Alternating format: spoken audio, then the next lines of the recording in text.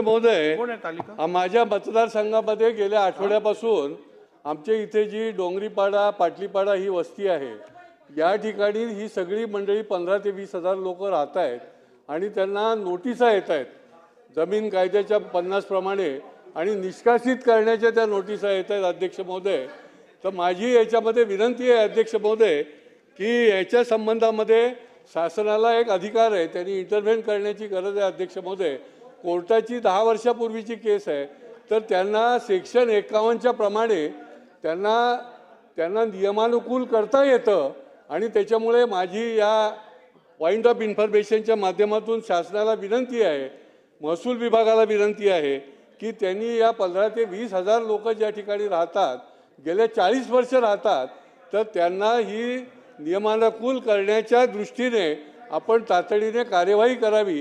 कारण या नोटिसा रोज त्यांना दिल्या जात आहेत आणि तिथले नागरिक जे आहेत ते हवालदिल आहेत.